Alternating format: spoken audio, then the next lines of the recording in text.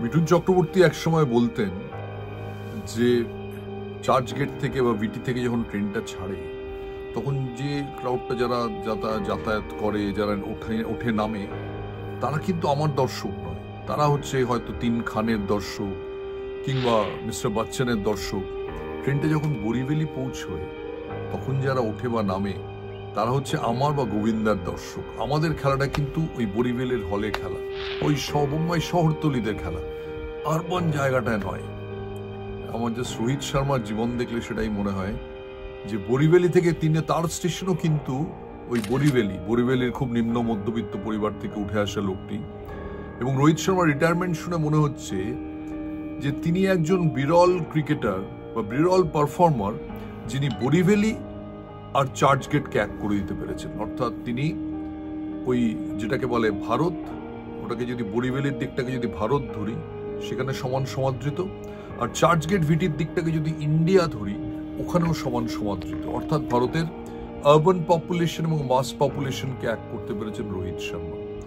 রোহিত গুরুনাথ শর্মার বাড়িতে সেই সময় যথেষ্ট খেলার সুযোগ ছিল না, এবং যেখানে প্র্যাকটিস করতেন সেটা সিমেন্টের উইকেট, টার্ফ ছিল না, ন্যাচারাল টার্ফ ছিল না। এবং কে জানতো যে ভালো উইকেটে প্র্যাকটিসের অভাবই তাকে এত বড় ব্যাটসম্যান করে তুলবে। কারণ ওই সিমেন্টের উইকেটে প্র্যাকটিস করতে করতে পুল শটটা প্র্যাকটিস করেন, যেটা মুম্বাই ব্যাটসম্যানরা কালে ভদ্রে মারতেন। বিজয় মানরেকা ছাড়া মুম্বাইয়ের ব্যাটসম্যানরা বলা হতো তারা ভালো পুল মারতে পারেন না। রোহিত শর্মা সেই ঘোড়াটাকেই কমপ্লিটলি ভেঙে দিয়েছিলেন বলতে কিরম লাগছে। কারণ ভারতের ওয়ানডে টিমের তিনি ক্যাপ্টেন থাকলেন। ওয়ানডে বা ভারত এখন বছরে কটা খেলে? ওয়ানডে তো সেই অনেক দেরি আছে। 2023-এ ওয়ার্ল্ড কাপ হয়েছে, কটা ভারত ওয়ানডে খেলবে? ভারত তো খেলবে টি20, ভারত খেলবে টেস্ট ম্যাচ, যার কোনোটাতেই রোহিত শর্মাকে আমরা খেলতে দেখবো না। রোহিত শর্মার টিমমেটরা নাম দিয়েছিলেন খোয়া খোয়া চাঁদ, কারণ তিনি সবকিছু ফেলে আসছেন। পাসপোর্ট ফেলে আসতেন, মানে খুব ভুলো মন, পাসপোর্ট ফেলে আসেন, মোবাইল ফেলে আসেন। এমন হলো যে টিমের লজিস্টিক্স টিমের একজন ইন্ডিয়ান টিমে তাকে বলা হয়েছিল রোহিত শর্মা প্লেন থেকে উঠে যাওয়ার পর তার সিটের সামনে যে জায়গাটা আছে, যে জিনিস রাখার, ওইটাকে ভালো করে তল্লাশি করে আসতে উনি না কিছু ফেলে যান, এবং অনিবার্যভাবেই সে কিছু না কিছু একটা পেত। এরকম একজন মানুষ আইপিএল এর সফল ক্যাপ্টেন, টেস্ট ক্রিকেটের সফল ক্যাপ্টেন, ওয়ানডেতে সফল ক্যাপ্টেন। ওই যে বললাম ট্রেনটা চার্চ গেটে যেমন, ভিটিতে যেমন, আবার বরিভেলিতেও সেরকম। রোহিত শর্মাকে মনে থাকবে এমন একজন ক্রিকেটার হিসেবে যিনি অত্যন্ত বিনয়ের সঙ্গে রুটসকে কখনো ভোলেননি। ভারতের একজন প্রাক্তন ক্রিকেটারের আমি তার নাম করছি না, সবাই তার নাম জানেন, ভারতকে 3টে ওয়ার্ল্ড কাপের নেতৃত্ব দিয়েছেন। কোথাও মনে হয়েছিল তিনি শেকড়টা ভুলে গেছেন, শেকড়টা ভুলে গিয়ে জৌলুস আর গ্ল্যামারে নিজেকে ভাসিয়ে দিয়ে তার ক্রিকেটটা জলাঞ্জলি গেল, তার নৈতিকতাও জলাঞ্জলি গেল।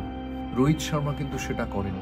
রোহিত শর্মা এক আজীবন তার ক্রিকেট জীবনে কখনো তার শেকড়টা ভোলেননি, এবং তাই বলে শেকড়টা ভুলেননি বলে তিনি যে তার উচ্চতর সমাজের সমৃদ্ধি সেটাও কাটিয়ে ওঠেন, সেটাকেও ভুলে যাননি। কখনো কারোর সঙ্গে খারাপ ব্যবহার করেননি, অলওয়েজ ভদ্র বিনীত। সিনিয়র জার্নালিস্টদের দেখা হলে স্যার বলে ডেকেছেন।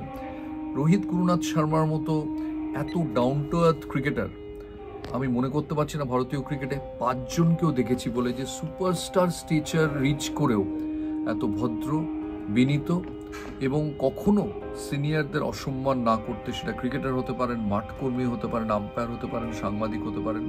একটা সময় শুনতাম যে রোহিত শর্মা, আমি 2008-9-এর কথা বলছি, যে দারুণ ট্যালেন্টেড একজন ক্রিকেটার, কিন্তু নিজেকে একটা বেহিসাবি জীবনে ভাসিয়ে দিয়েছেন। বারবার শুনতাম লিমিটলেস ট্যালেন্ট, কিন্তু ডিটারমিনেশন নেই, ডেডিকেশন নেই।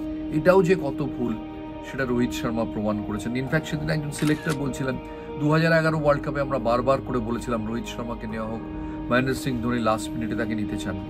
কিন্তু আজকে দেখুন মহাকাল এসে মহেন্দ্র সিং ধোনিকে যেমন একজন যুগন্ধর ক্যাপ্টেন হিসেবে সাদা এবং লাল বলে রেখেছে, স্পেশালি সাদা বলে, তার একমাত্র প্রতিদ্বন্দ্বী হলেন রোহিত শর্মা সাদা বলের ক্রিকেটে।